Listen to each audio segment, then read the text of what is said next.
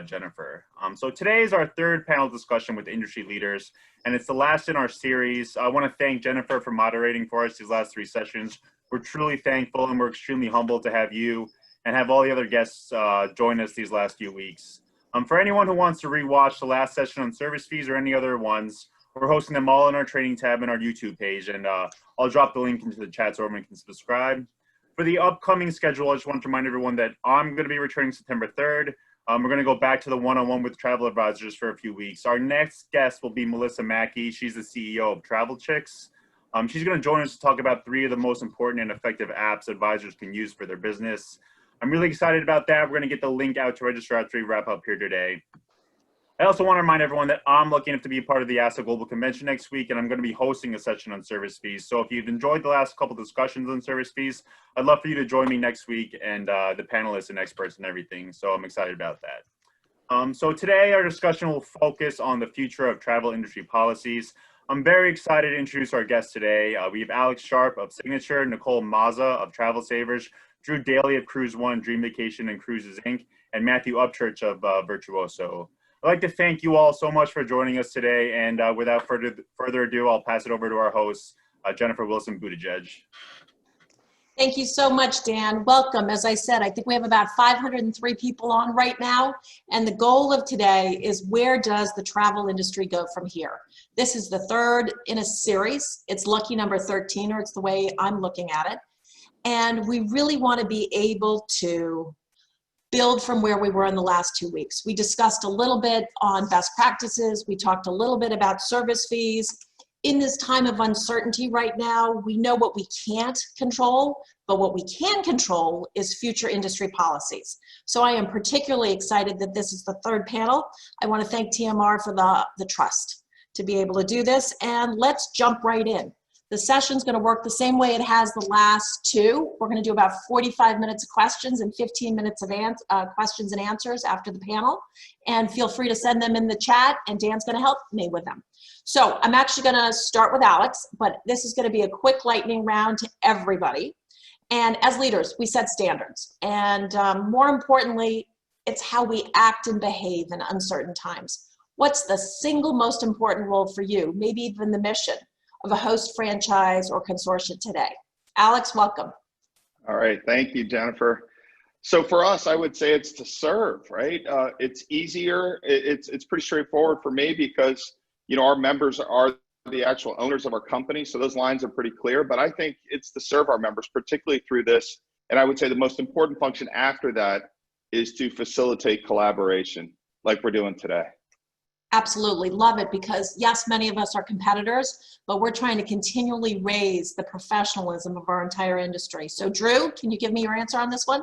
I can. Thank you so much, and good afternoon. So from our perspective, it's all about delivering a remarkable experience. Our agents do it to their customers, and we want to do it to our customers who are our agents. And we do that by providing empathy, providing inspiration, and just really just reminding them that they have a support of a bigger company that's out there. And we just want to, when we can't do actual in-person hugs, we've been doing a lot of air hugs. So from our perspective, it's about providing a solid foundation so they can continue to deliver a remarkable experience to their customers.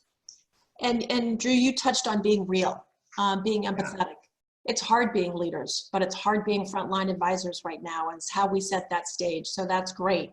Matthew, I'm going in alpha order if anybody wondered. So help me out with this one, Matthew.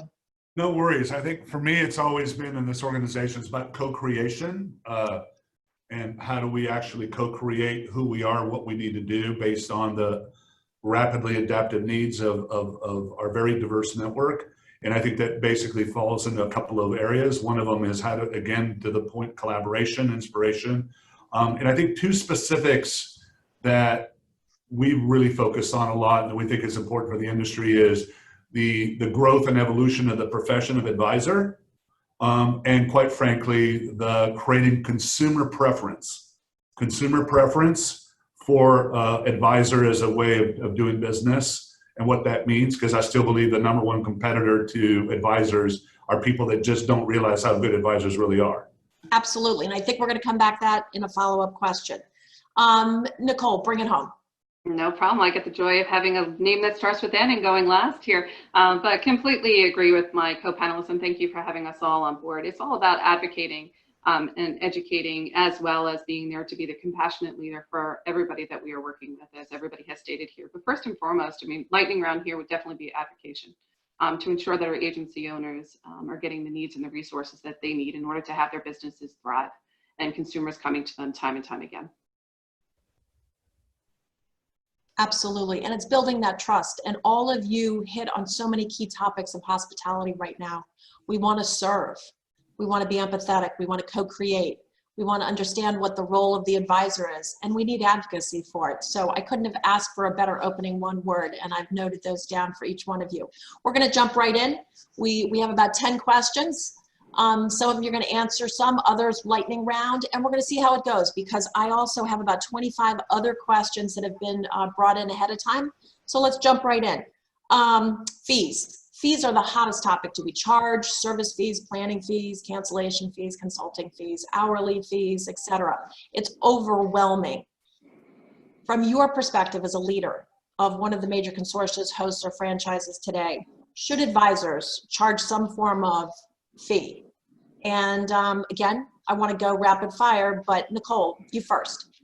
Absolutely. I think advisors should certainly be charging a professional fee for their services that are out there, especially as part of Travel Savers. Do you mandate it? Do you encourage it? Where we encourage it. We encourage it. We give our agencies resources and tools in order to. We understand that businesses are built very differently, so different models have different fee structures, and they look to that to grow their business. So we certainly work with them to find the best solution for them. Okay, Drew? Without a doubt, absolutely. I think agents have learned that they need to pivot their business model and create in their business plan a way to add more fees for their value proposition. And I think they're also working on ways that we've been inspiring them to help come up with why. What is the value proposition? But you're giving people access to exclusive group rates, pricing, promotions, your expertise, and a nominal fee. It's not a shipping and handling fee. It's not a service fee. It's access to a lot more than that. And cash flow is king and queen right now. So I think agencies are just recognizing that if they can increase their own cash flow by charging a fee, then they'll be in a better position today and in the future. I love the way you said that. Thank you. Alex. So hell yes, right? They absolutely have to be charging fees, in my opinion. We don't mandate it. I would say the overwhelming majority of our members and their advisors are charging fees, but again, it's unique to each person's business model. Some are creating packages of fees, or I should say service packages that say, silver, gold, platinum, and others it's an a la carte or a little more straightforward. But I think however they approach it, it's a critical component. And as Drew said, it's important for certainly for cash flow right now. But I would say even more importantly, it's important because then it demonstrates that you believe there's value for what you're doing. And that, I think, has been one of the biggest hurdles. If people think we're agents, if people think that we're just transactors, then we're never going to be thought of in the light that we should be, and that is as true advisors and professionals.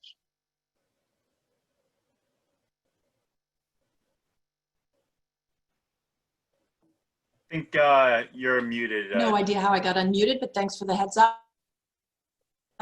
One of the questions that came through a little earlier, which is a sticky one, and I really hate to sort of start within the first 9 minutes of this, is how does the move to service fees as a major revenue stream affect the viability of a consortium that depends on supplier overrides based on sales? Well, And I know these are frontline questions, not ones that I'm asking, so don't know, Mathew, if you want to go with your scripted answer or you want to dance into that one. No. I don't mind that. I mean, actually, that's the whole point of adaptability. And the one thing I wanted to me, those are not mutually exclusive. And in fact, what I've been saying is, I believe that that you're going to see partners, suppliers, kind of bifurcated into two different types. Those who truly, from the board of directors, investors on down, truly understand the viability of advisors as an extension worthy of paying professional, compensation to, and those that will be commoditized. And if somebody is a supplier that's a commoditized form and treats us like distribution, we just treat them like a commodity, right? We just add them as a commodity. But the one thing I wanted to add, so I don't have, to me, that's not really an issue because of the adaptation of what the way consortia. So you think they're not mutually exclusive, essentially? They're not mutually exclusive. Okay, let me jump right back into, I want to take it a little deeper. And Nicole and Drew, you were teed up for this. As consortia host leaders, we need to educate our networks, which you all do a fantastic job of, but how do we educate that consumer on the compensation model? How do we outline the difference between a commission or a fee? Should we? I don't know. We could probably have a whole hour on that. And what are your recommendations? Nicole first, then Drew. So within our organization, we work with different scripting models that we have for our advisors to use. So we need to educate the consumer to understand that the value, and to Matthew's point before, it's not only educating the supplier, it's also educating the consumer of the value. And the travel professional, to Alex's point, needs to value themselves and show that value, demonstrate that value, and be able to communicate it in a very transparent way. So the consumer is exactly aware of the services that they are receiving. And then the advisor needs to be committed to delivering on those services and ensure they're hitting all of those points and be sure they're consistent. So last time we had this session on fees, there was the conversation stating, you know, should I say the supplier pays me a commission because I am delivering a product to them, and the consumer is paying me a consulting fee because I'm providing my expertise and knowledge?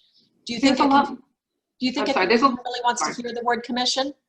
I don't. There's a value that you are putting out to your consumer that goes well beyond just selling the one product or two products that you're selling to them. There's a lot of value that you are adding above and beyond that. And that's what should be highlighted to your consumer. Okay, Drew, can you give me your Yeah, thoughts? and I think as a consortia, franchise, host, whatever we are, our goal, and I think just in general, is to help increase profitability for our small business owners. So we make no mistake, we have to educate more on how they can have those conversations. And they're going to have them one at a time, but there is a transformative difference. I think number one, travel advisors now more than ever need to be shouting out at the rooftop that they save their consumers time, energy, and money on the planning process. And we've seen the statistics, we've seen the surveys, and that right there will speak to, especially if you can articulate that you have access to not just their personal service, but the special pricing in groups, that speaks volumes to what type of fee you may charge. As it relates to a commission, I don't know. I'm in a different school of thought. I think like Nicole, I would agree. We do have to have scripting. You have to have phrases that pay, that work for an advisor, because everybody's different and people don't handle compensation and commission issues easily. But people often get nervous talking about money, ironically. They do. It's the same as a travel advisor asking a consumer, what's your budget? Let's face it, people are not comfortable. What I'm seeing in the chat right now are a whole bunch of topics on professional service, lawyer, accountant, doctor, trainer. These are all things that people pay for. So I think relate to how that. we communicate it. And I think it's okay to tell people, you know, as for my serve, I get an incentive when, you know, I don't earn anything unless you're happy and you're getting, my goal is to get you on your dream vacation. Matthew, were you trying to say something? Sorry, we actually have a lot of consumer research around this because we've been dealing with fees for 20 years. And the one big aha moment that I've shared with a lot of times is there's a great book called The Trusted Advisor. This is not unique to travel.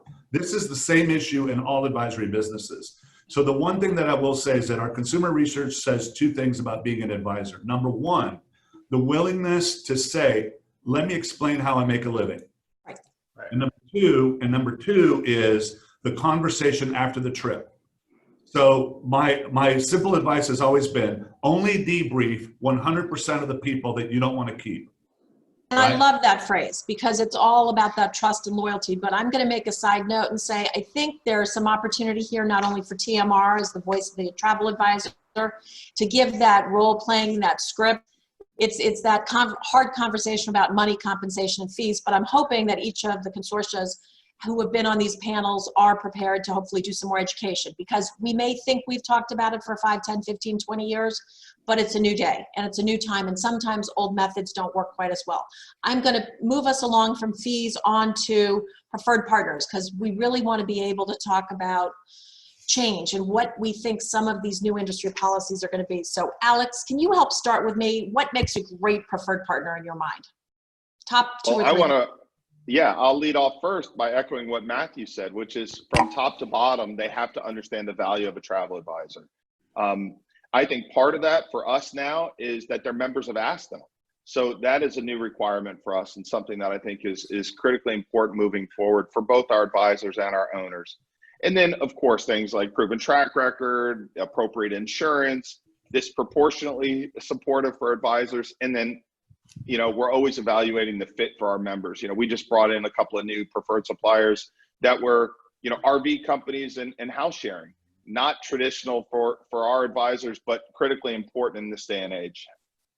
Those are great tips, and I really appreciate you bringing up ASTA, and I know it's going to come in several other times, as well as ACTA. I know Dan or Jason on the TMR side probably have the links for them.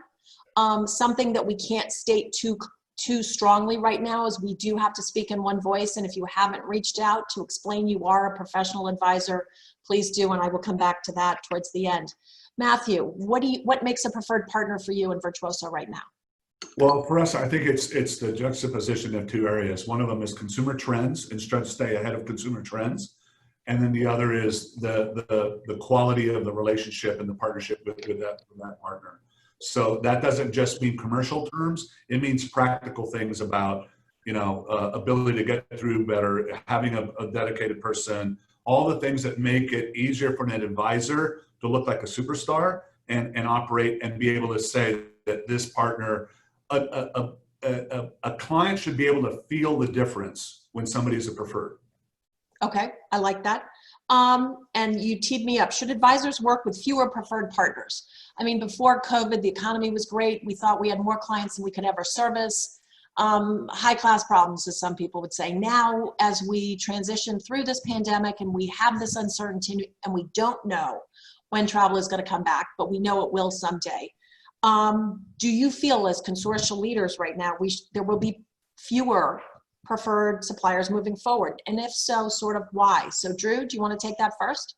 Sure. I mean, it's always good to be focused, right, and have your niche. But I think if anything, right now, the jury's still out there in terms of what we're seeing for different suppliers. But we get feedback from our customers. I think we rely upon our travel advisors to share with us the wrinkles that come up from a preferred supplier, and then those that have really taken the starch out and gotten rid of the wrinkles, and then they kind of have higher equity. So we kind of look to what the support looks like. And then at the same time, I do think as we get through this, you might see those that we've seen show up a lot more, that we're going to focus a lot more efforts, whether that's marketing, in-store training, or agent FaceTime. So you're going to see the scope get a little bit more narrow, but in the end, it's all about the agent making the best decision for their profitability. So I hear it as a very strong maybe, with the opportunity to know that superstars can shine. And we are going to get to a question about some partners who unfortunately let us down. And these are relationships and their business transactions, but that were let down. But Mathew, let's get your viewpoint. Do you think fewer preferred partners moving forward? I think it's very category specific, because I actually think that there's the number one thing that I always look at is obviously the quality of the relationship. But again, I go back to consumer trends, and it really has to do with the ability of the partner to truly satisfy what our customers are looking for. And so I think that's what's challenging when you say because there's obviously good business logic in dealing with fewer ones, as long as those fewer ones are absolutely able to maintain the quality and the innovation in all the products that are needed. To be easy to do business. In our prep call yesterday, Mathew, you had mentioned something to me about, when an advisor is a superstar and using a preferred partner, because it's like night and day. Do you have anything else you wanted to add to that, or? No, I think it's important that I think what I would add to that is that we actually had taken consumer areas like adventure travel and actually have, as a group of advisors, because of our various communities and things, actually turned people that were quote unquote anti-agent, really meant that they built their business direct to consumer, and actually helped transform them into great true believers. Into true believers.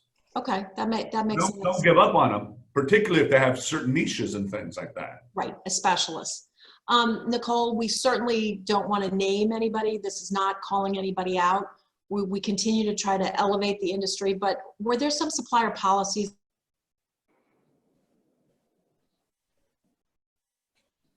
I think she first.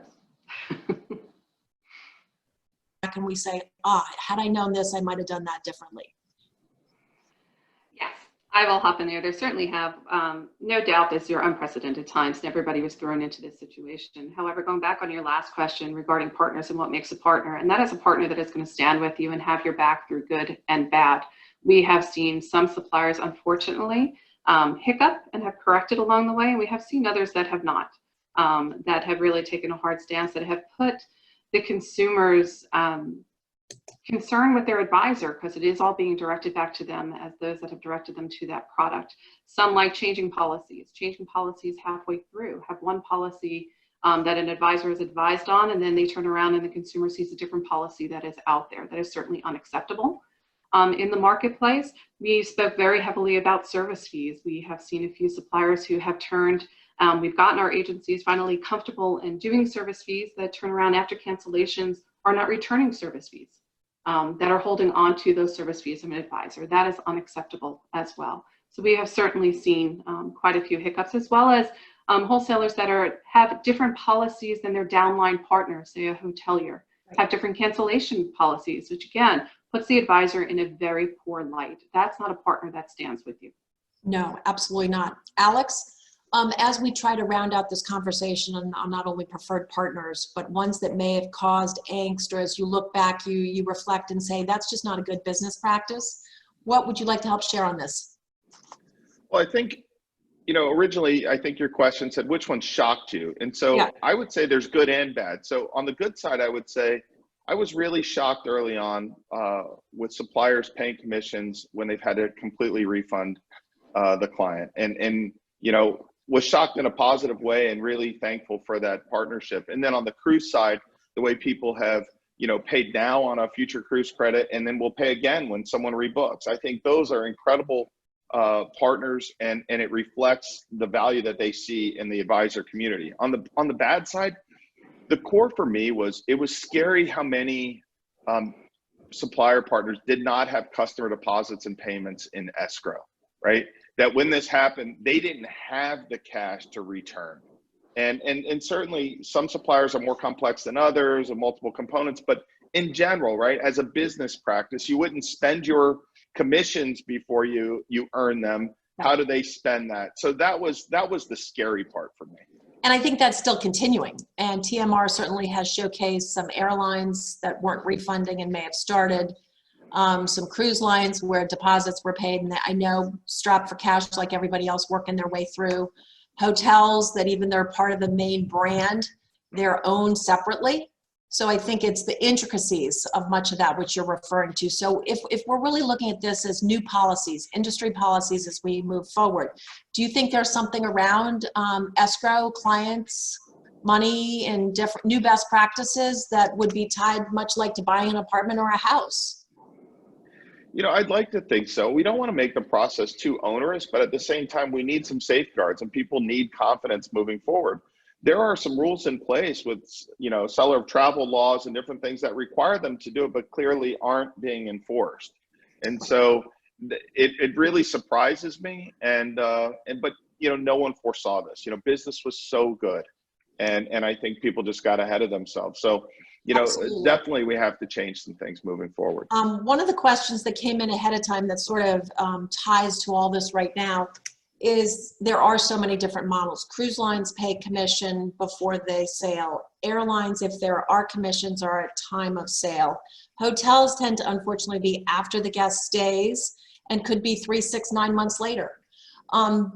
If we as leaders right now are looking at changing models, any one of you just sort of raise your hand and say you want to jump in. Do you have any thoughts on what might change on any one of those areas? Alex? And then Mathew. A lot of us have been vocal, but I think it's important. I think finding a way to accelerate the commission pipeline is critical. We thought, we talked about it a few years ago in the light that, when a new advisor comes into the business, how can we capture the right talent if they're going to make a sale and then have to wait, 6 months or 12 months before they could reap any of those rewards? Now it's different. Now it's about surviving. They think we're nuts when we tell them that when they join the industry. No, absolutely. And now it's unfortunately, right, in the short term, it's not going to be about necessarily new advisors, but more importantly about survival of the current ones. And certainly it has to be managed the same way, because there's always those risks of recalled commissions and the rest. But we're getting a lot of traction from partners who want to find ways to accelerate the commission pipeline. And I think that's going to be a major shift in the business moving forward. And maybe as consortium leaders, we could even say for you to be preferred, for you to be ranked higher in the GDS, that becomes over time. It may not change right away like this, but over time it can become a new best practice. So Mathew, I know you. The only thing I'll add to that is that my perspective is that a lot of times, particularly with larger organizations and stuff like that, they have the whole kind of direct to consumer digital group, and then they have, you know, those people that are working with us, and these policies don't match up. And sometimes the way you get there is by saying, you realize that when you're giving an OTA this business, when you start showing that, you know, I have to use an OTA in order to get prepayment, in order to get my commission up front, et cetera. So we've had some successful conversations with some of the hospitalities, because you were talking about the sector. The hotel sector is one of them, right? And we can capitalize on the fact that the hotel sector would like more direct business. And we've been saying that something that is an anomaly that people don't think about. Travel advisors are actually not an intermediary like an OTA. We're actually an extension of a smart direct-to-consumer strategy. So pay us as such. That was actually a hot topic 2 sessions ago, where we had many hotel suppliers on this panel and listening to us, I should say.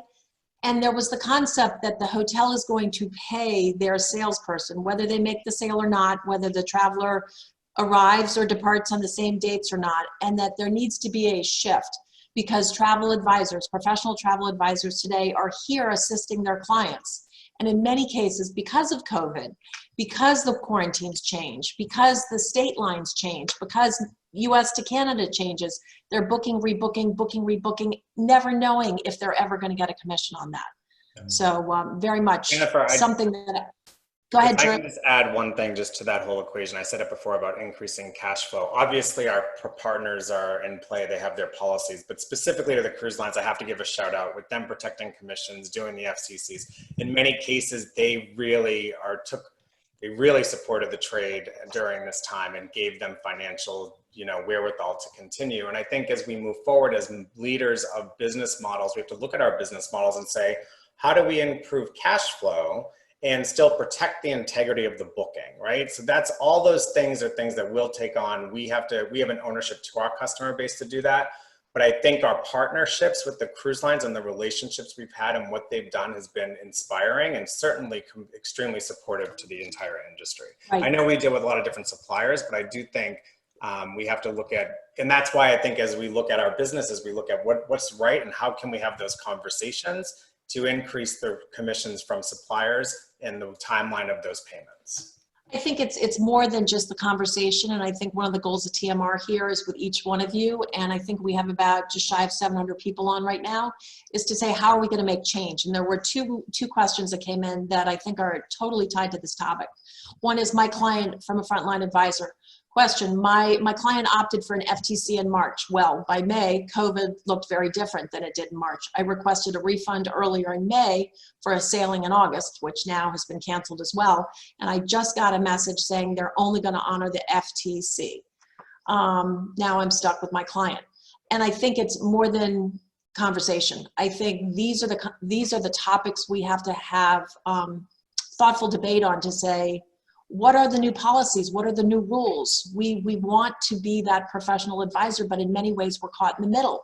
The second question, so you can think of one or the other, is why are some suppliers not updating their refund policies? So they'll tell the advisor something, but on their website or consumer site, it says something else.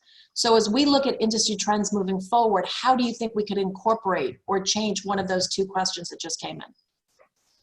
Anybody? Nicole, maybe? Really important to an advisor through that as well is you need to bring in the conversation of travel insurances. But I mean, I'm wondering whether it's TRAVELSAVERS or Signature or any one of the panelists from today or the last 2 sessions, is this something that we could say, for you to be a preferred partner, you're going to have to give us notice of change in a refund policy Absolutely. 30 days out, 60 days out, 90 days out, or you're going to go back and you're going to honor that. As we need to change the dialogue as we move forward. Absolutely. And I think we are all looking at that as we're moving into 21 on what our new conversations are going to be based around, who is being brought back as a preferred, as well as conversations into our contracting. But at the minimum, an agency should never be caught off guard that their consumer either knows different information, more updated information that they know, and an advisor most certainly should have the most up-to-date information that there is. So I'm sort of wondering, all of you have sort of your watch list of suppliers that may be feeling a little more unshaky, maybe feeling not paying commission quite as quickly, watch lists, and those are important, but I would rather know, how do we constantly elevate the game? And how could we say, each consortia start to look at, say, if you're really going to be in that preferred partner status, yes, you need that phone line, as Mathew said, and you need that email, and you need everything that each of you are talking about. But a new mandate would be, you can't change your policies within, what, 30, 60, 90 days, and that goes into effect on Labor Day. What do you think about something like that? I think it's a nice to have, and certainly we need to work towards that. I think it might have crippled some of our partners had they not been able to pivot more quickly like they had to. You know, as we were talking before this started, right? Trying to grow an empathy through this whole thing and trying to put myself in that position, and having been there in a previous life. I mean, you know, how people were looking at COVID in February and March in terms of refunds and, you know, how generous they were able to be changed dramatically by the time we got to May. And now, you know, when you talk to some of these folks, I mean, gosh, they're just beaten down. They don't know, you know, on the cruise side, they don't know if they're going to cruise, you know, for the holidays or second quarter or when. And so, yes, we have to be partners. And so I think there's some give and take, but absolutely some more rigor around how quickly, how they communicate it, how they stand behind those things. I think those things, and it's proving out right now who the better partners are, who will work with us and make us, you know, be the heroes through this, and who, you know, really are being run by their finance teams. And by no means was I meaning we should not be empathetic. We absolutely are people and human beings first. But as business leaders, how do we learn from the last 5 months? Because absolutely, modeling we did in February is not the same modeling we're doing today. Mathew, were you trying to jump in? Yeah, I just wanted to build on what Alex said, because I think it's really true. And one of the things that in talking to Rose Hachey and some of the other people we're talking about, supplier default, whatever, let's also be clear. If it wasn't for the US government or governments around the world, all the airlines would be bankrupt. All your airline tickets would be worthless. So sometimes when we talk about, oh, well, it's the little guy that's going to go on, they're shaky. Well, the airlines wouldn't be here today. So one of the things that I've been trying to do lately is also explain to advisors, you do have a sense of responsibility, but also the reality about any advisory business is that your job is to make informed decisions. And from this point forward, we've got to talk about pre-COVID and post-COVID.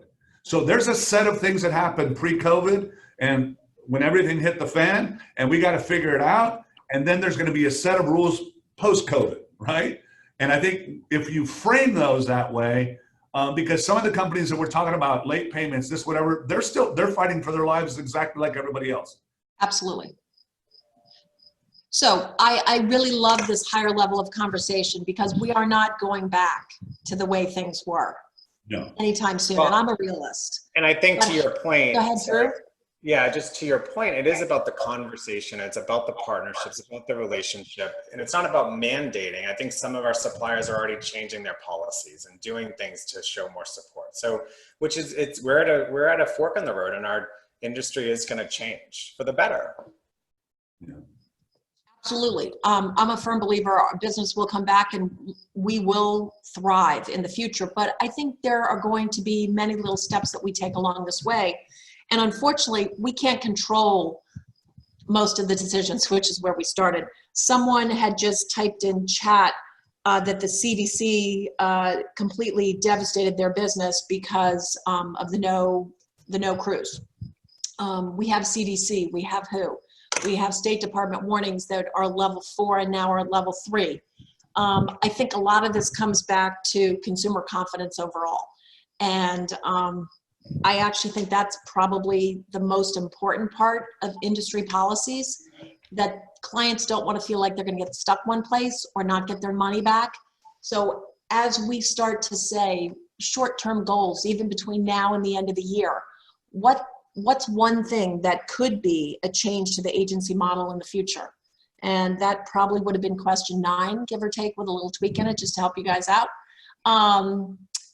Don't know if Drew or Alex, which one of you would like to address that one if possible, because if we're talking about an agency model change, what do you think's possible right now? Because these are going to be iterative steps. So when you say oh, go ahead, Drew. Go ahead. Go ahead, No, Drew. after you. Okay, so when you say agency model change, I just want to clarify, are you talking about how some suppliers may charge fees for processing commissions, that type, or? That certainly was a hot topic that came in ahead of time, and I know that in one of our prep sessions that wasn't as important, but Mathew did say he had some members that was a concern. That's just one component of it. It could be hotels paying differently. It could be. So when I hear agency model, I hear how is our business, whether we're a host agency as Cruises Inc. is or a franchise like Dream Vacations, we're constantly looking at how we can evolve our value proposition as a business, because our goal is we have a system that's designed to save people time, energy, and money. That's what we all do on this call. So we're always looking at that, and then how do we influence our partners in the industry to really make changes that are necessary to accommodate our model. And I think we're still in an exploratory phase for that right now. Okay, agreed. And I'm not trying to push you a little bit. Do you have even one of those ideas that may be on that whiteboard right now that may not be, that may seem a little scary, but you know, if we don't throw it out, no one's going to throw it out. Well, yeah, I think first of all, you're going to see a trend more towards the host and franchising model and consortia, because home-based and people that are going to be doing business in their backyards, we're all doing it now in this day and age, right? So as we look at what type of fees we charge and what type of royalties there are, I'm not saying we're going to change those, but we're looking at them to make more sense to our new environment, right? And even in-person events that will still continue in 2021, what will that look like, and how do we encourage people to be reminded of the support we provide? Because the support is why people join our organizations. They join for the value of the big muscle, the buying power, but it's the support we give them. And we don't want to be like this, oh, all these fees, and it's just not, it's not a good environment. Let's hold that thought for a second. Alex, did you want to jump in? Yeah, I mean, I think there's some things that we've already touched on today. You know, I think technology is going to be critically important. Communications are going to be, but it's really going to be about how we continue to push the advisor out front, how we continue to let them brand on their own, to market on their own, using our tools, but creating value for their customers, right? And so I think that's going to be, you know, even more important through this. Where brick and mortar is going to change over time and the rest of it, but when you talk about one particular policy, I mean, there's some things like we've talked about, you know, earlier commissions and that kind of thing. We're going to have to think differently if we're going to attract the right people to this industry. And I know that sounds a little funny right now because, you know, we're at a time where people have been laid off and furloughed and everything else. And I'm talking about new people to the industry. But if we're going to make it attractive, to bring those people back, we're going to have to change the compensation structure so that they can make a living wage and they don't have to wait a 6-month gap before they can get paid. So I think for me, that's the most critical piece right now. And I think even if we just have 707 people on the phone and Zoom right now, if 707 conversations can start to occur, it's not like something's going to happen overnight, but we can begin to weave those into conversations and possible draft of a contract or a negotiation or a best practice. Iterative. Mathew, were you trying to hop in? Yeah, I have a couple of specifics that I think are really important that are, you know, I'm a big believer that in a very small amount of innovation is invention. Most innovation is the ability to look at things that already are naturally occurring and resequencing them, putting together with new tools. A lot of advisors' success has always been like a professional athlete. You ask them why they're so darn good, and they go, "I don't know, I just do it." They sound like a Nike commercial. There's a couple of things. Number one, advisors need to be able to deconstruct all the value proposition of what they do before, during, and after the trip, and able to merchandise it better. Number two, for the future, I think that the ultimate person that decides our future is the consumer. And by the way, we're not trying to handle every consumer. So I think there's a huge opportunity for advisors to look at marketing not as promotion, but about being able to innovate the way in which they interact with their clients so that they're aggregating aspirational demand, and we are flipping the marketing model. We're not waiting for the partners to tell us what they have to offer. We're telling them what our clients want to do and see if they're worthy of the business. Agreed. What I'm sort of watching in the chat here is everybody loves the ideas and the comments that all of us have said, but a few people have very bluntly stated that the consumer is too fearful to even have the conversation, let alone about where to go or what fee they're going to pay or what supplier is going to have a refund policy or not. I disagree with that. It's almost how do we as industry leaders, and these are all really great questions, maybe they're premature, is how do we go to the media? How do we go to the local newspaper? How do we have someone who's been on a plane? How do we go and explain that consumer confidence is what actually has to come back first? And that's not a policy. Yeah, and I think we have to lead. It's always been a challenge in this industry. You know, as great as ASTA and ACTA have done from an advocacy perspective, they've never had the funds to get out there and really grow the value of a travel advisor, right? We haven't supported them in a way deep and, you know, big enough for them to do that. So it's going to take a village. I mean, right now there's so much noise in the media that it would be very hard to make this, but I think we have to lead by example. I know I have advisors who are asking me whether or not they should be traveling right now, right? They don't want to be travel shamed. And I said, you know, if you focus on how you're traveling safely, how you're following protocols, what the properties or the experiences are delivering, I think those are very, very important to be showing by example what's going on. I mean, heck, I wouldn't book a trip to Africa without talking to an Africa specialist. I'm not sure I would want to use an advisor right now who didn't have, and it could be firsthand knowledge because of Zoom, because they've taken video tours and they've gotten all the information. But I don't think I'd want to work with an advisor right now who couldn't give me the nuts and bolts about how today's travel is different, right? And that's what consumers want to know. So it's inspiration and then it's information. We have to translate that information. I agree completely, because travel is possible. And I think that's what one of the roles is. We actually can travel. It's going to be different. And I think the point, we can't look pre-COVID. We have to look at what's today and where are we going in the future.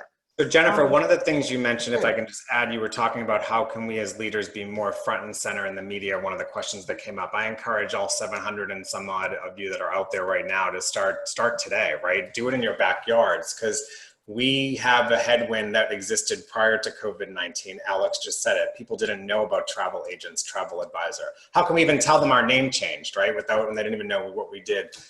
So I think there's a huge opportunity just to be present in your communities, in your backyards, in your local media. Share your value proposition. And ultimately that's where you can, the more relevant you are to your customers, we're educators. That's our job. And right now we're going to be educating on safety, health, protocols, and travel. And we can inspire people to do all of that. What's sort of fascinating is this was not where this session was originally going to go, but I see that we're very much at an intersection point. And looking at the comments in the chat right now, there's a desire. There's a quest to have people go to the local media, their local newspaper, to go on Facebook Live, to educate not only that advisors still exist, which Drew, you were saying, but Alex, new entrants want to come in.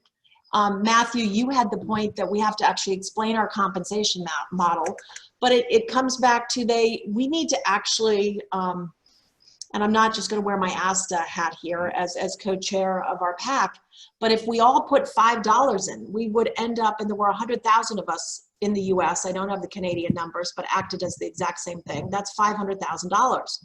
So we're a resource. And I think it's a grassroots effort because there is too much noise in Washington, and each one of you have said that in your own way. How do we take this grassroots approach to say we're here? And that without consumer confidence, we can't overcome fear. But Jennifer, without the confidence, travel's not going to come back. Jennifer, I want to jump in on what I said earlier, and I didn't mean to be disrespectful, but I disagree about people. So I am now officially, my family is now and I are officially a summer travel statistic. We drove 4 hours to Cannon Beach in Oregon and spent 4 days there. I mean, 2 days there. Literally got back yesterday. The place was completely, there wasn't a vacancy in any of the places. People want to travel. So the one thing that I highly recommend is do not get into that negativity cycle. Figure out the best way that we have figured out that I recommend that you talk about travel is the triple bottom line. Nobody can stop you from dreaming. Nobody can stop you from going if that's your risk profile, and nobody can stop you from remembering. And if you use that framework, it's respectful to everybody, because you know how we've said for years, don't sell out of your own pocketbook, right? Don't sell out of your own risk profile. We have clients that there was a military coup in Istanbul yesterday, book me a ticket. And then we have other people who, I stubbed my toe. I heard somebody got stubbed their toe. Everyone has a different tolerance for risk. Everyone has a different tolerance for safety. Agreed. Have that conversation. Don't assume. I like that. I'm going to give each one of you a recommendation from the chat. Tools, tools, tools. They want the consortia to give them tools on how to reach out to their local media, how to write an op-ed page, how to do a 2-minute clip. And I think that actually is not necessarily a policy, but a great takeaway that we can go from here. I've tried to weave a lot of questions in. We have about 11 to 12 minutes left. I'm going to jump to 2 questions that we had prepped for, and then I will go back to some of the ones that are scrolling through rapidly on the chat. Let's start with Nicole. I want us to think strategically. 10 years from now, it's going to be August 2030, and you and I are going to get together. And both of us will have survived whatever this 2020 world is and go, oh, do you remember when? What do you think the landscape's going to look like? I think the landscape from a supplier and agent is going to be a lot closer. I think you're going to see a lot more collaboration. You're going to see a lot more stronger relationships that are out there. God willing, consumer confidence will be back to the levels that we are used to in the industry. And I see a thriving industry. Both, it might get shut down here, but both from a brick and mortar standpoint as well as a home-based channel. So I sort of envision the Apollo 13 movie. We're here and we got to get to here, and we don't have all those pieces yet. So hopefully some of the policies we talked about today, hopefully some of the fees we talked about 2 weeks ago can help with that. Alex, it's August 2025. Hopefully you and I are going to go have a cocktail somewhere. So. What's changed? You know, I believe what has to change is the way that travel advisors are perceived. And we've done a lot of work over the last few years. I mean, we've made huge strides. But my question is, and I come back to this, and it's always a touchy subject, right? We either need to make sure that the public understands the value of a travel advisor, or we're going to have to create a value. And I mean that by, right, all the industries that we're compared to, financial planners and other professionals, they have a certification program that we don't have in this business. And so, you know, I think about this as a reset, and is there an opportunity? It's a scary proposition, but frankly, we need to find a way to continue to raise the professionalism of travel advisors and ensure that the public sees us that way. So I think maybe not by 2025, but maybe it's more by 2030, I think we see something like that. Okay. Drew? I'm saying you disagree, I guess. Oh, no, that's okay. Many people know I tend to assume things are going to happen a lot faster than they do. And that's okay. I need that reality check to say, again, this is going to be iterative. So, Drew, I'm going to ask you to also answer Alex's question, because I still want a better answer for 5 years from now. I respect Alex completely, but we're going to do take 2 on that. So, Drew, it's 5 years. Well, first and foremost, I love going in time warps, right? I feel like the time is just, it's been Groundhog Day for all of us, and time is flying by. So it will be 5 years before we know it. I definitely see one thing will be the foundation, which is consistent. The value of human connection and relationships will still be what drives this industry, from our great partners to the great places we get to experience and the people we meet along the way. That said, I believe that the travel agent, we will see more than we ever have. I've been in the business 25 years, and I think that we will see the consuming public really wrapping their arms, promoting the travel advisor, being more, it will become more of a term like their doctor, their nurse. They're going to be a more of a reliance on their expertise and helping them move forward. Great. So if TMR created sort of their own KPIs, 5 years from now, travel advisors not only are going to be back as well-known service providers, but we will be, again, a thriving new career model. That's what I heard you say. And I think you can measure it with Google Analytics quite easy. You see it now. Love it. So we have some industry type KPIs that we're working towards. Mathew, next year, Virtuoso Travel Week, hopefully in person as opposed to virtual, but we will pivot to whatever it is. What do you think the biggest change in the next year is going to be? I think the biggest change is going to be that health security becomes like 9/11 with security. So if you want, that to me, that's a short window, and I think and that's why the model, some of the things that we do with fees and things have to change with regards to what do we do and how do we advise on that, and how do we advise on that with the understanding as an advisor that your job is to help people make informed decisions and not to set that, and not to provide guarantees, because you can't. But I want to also answer your question about 2030, because that to me is the more exciting one. At the end of 2019, and as I was going to do my talk in Symposium, the reality is that the core reality of the global market for travel, the core fundamentals have not changed. So just to make everybody feel good about, hang tight as best as you can, because we were about to enter an era where for the first time in the history of the planet, there were going to be 5 generations of people globally all wanting to travel at the same time in numbers that we've never seen before. And I can tell you this, that desire to travel, nothing affects human beings more than taking away something they took for granted. And if you look at the McKinsey, the Harris poll, MMGY, everybody is saying pent-up demand is going to be off the charts. And it is. And I think this is going to go back to that grassroots effort of advisors and telling their stories. Okay, I got to be mindful of time, and this is where I have to juggle us all a little more. My last question before I go to 2 more from the chat feature is, we're leaders in the industry. We have good days, we have bad days. When you're fed up and you just want to scream, having just recently seen Tom Hanks in the movie Mr. Rogers, A Beautiful Day in the Neighborhood, a timely story of triumph overcoming cynicism. What do you do when you're ready to scream? Nicole.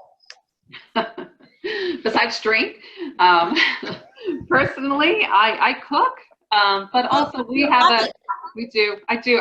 There's a reason I gained this COVID-19 right now. I certainly love to cook. I love it. That's great. I want each of you to come across as even that more real than we've been in that last 54 minutes. Mathew, what do you do when you want to scream?